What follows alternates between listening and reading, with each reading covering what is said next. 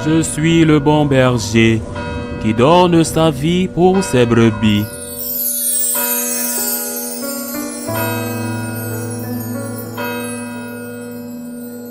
En ce temps-là, Jésus disait, Malheureux êtes-vous, scribes et pharisiens, hypocrites, parce que vous payez la dîme sur la menthe, le fenouil et le cumin, mais vous avez négligé ce qui est le plus important dans la loi, la justice, la miséricorde et la fidélité.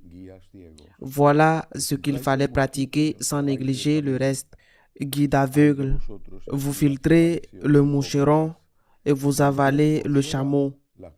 Malheureux êtes-vous, scribes et pharisiens hypocrites, parce que vous purifiez l'extérieur de la coupe et de l'assiette, mais l'intérieur est rempli de cupidité et d'intempérance.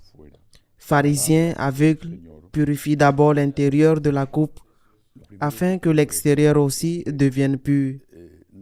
Acclamons la parole de Dieu. La première chose que je voudrais dire est que nous ne pouvons pas contrôler les publicités qui sont placées avant l'homélie. C'est la société YouTube qui le fait. Nous ne pouvons pas la contrôler.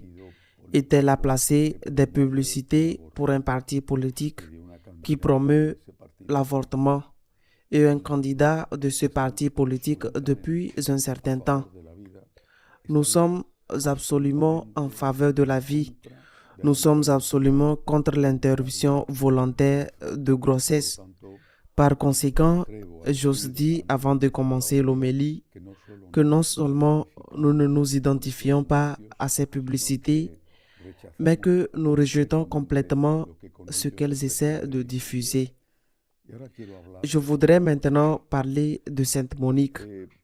Non seulement c'est une sainte à laquelle j'ai une dévotion particulière, mais je crois qu'elle devrait être un modèle pour de nombreuses femmes, pour de nombreuses mères et aussi pour de nombreux hommes, pour de nombreux pères.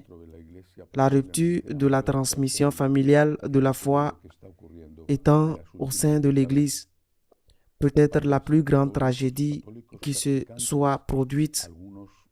Les parents catholiques et les catholiques pratiquants, certains simplement traditionnels, et beaucoup d'autres ayant une foi profonde et essayant de vivre de manière cohérente avec cette foi, ces parents ont vu avec une grande douleur comment leurs enfants, sans parler de leurs petits-enfants, se sont éloignés de la foi qui leur avait transmise.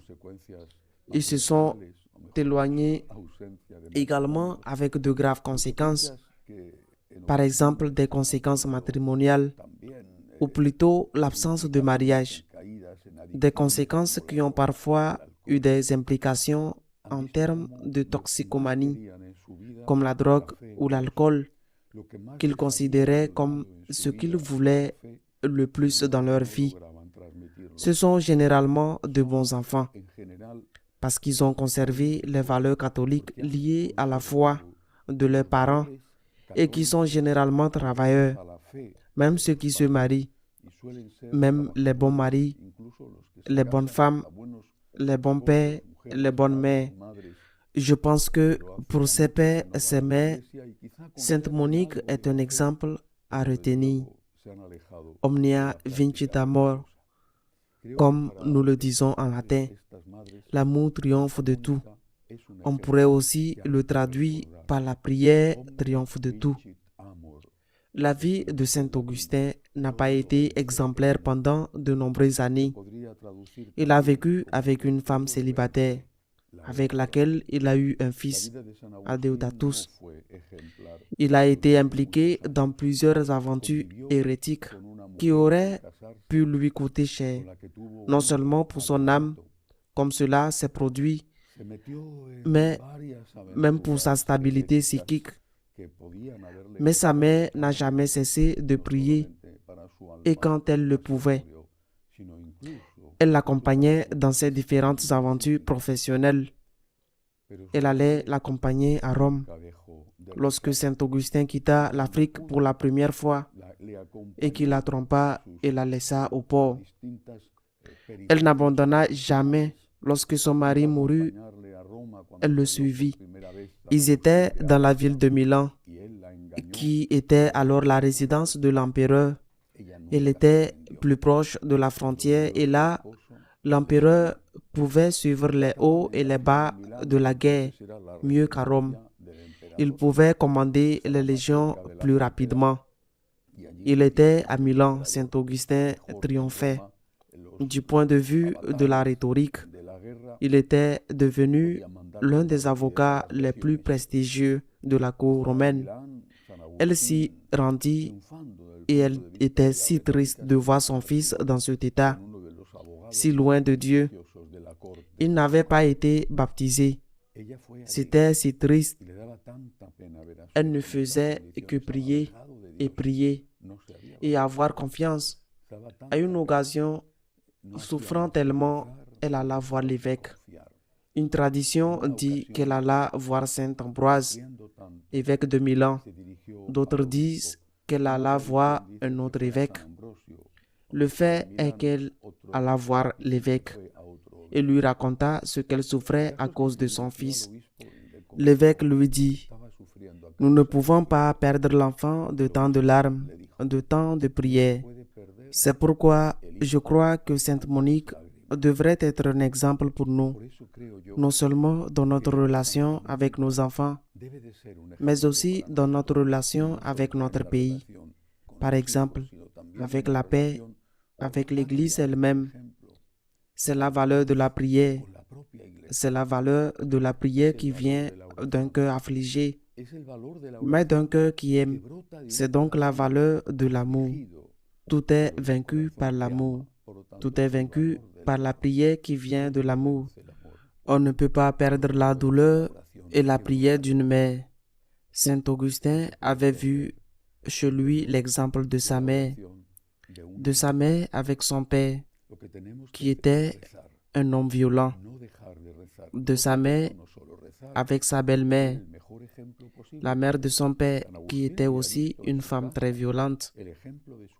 Et Sainte Monique avait l'habitude de dire à ses voisines, qui étaient souvent battues par leur mari et qui connaissaient le mauvais caractère du père de Saint Augustin: « Comment faites-vous pour qu'il ne vous batte pas ?»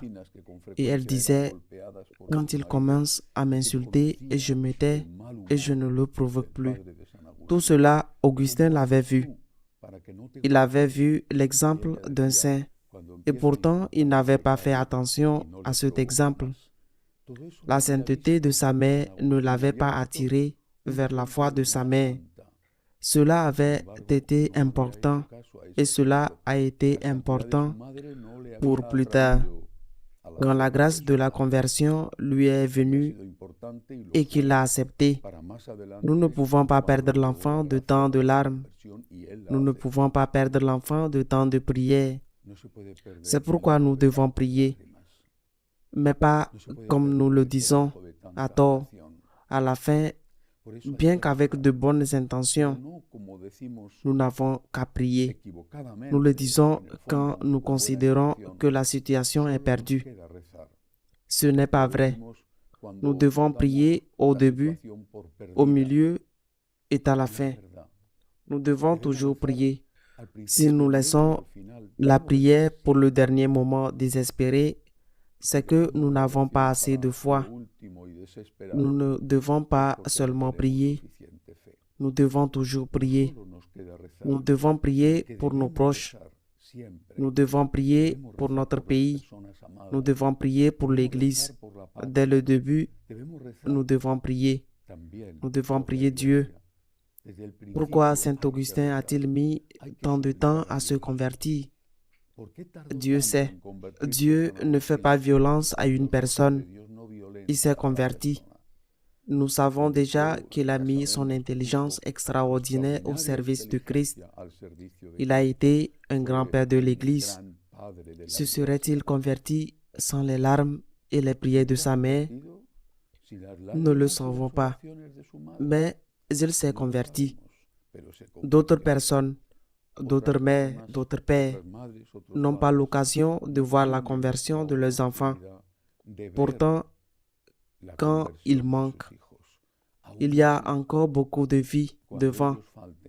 Il faut prier toujours, pas seulement à la fin et en désespoir de cause. Il faut prier. Une prière qui jaillit de l'amour, qui se transforme souvent en douleur. N'oublions pas la phrase qui a été dite à Sainte Monique. Nous ne pouvons pas perdre l'enfant de tant de larmes, de tant de prières. Qu'il en soit ainsi.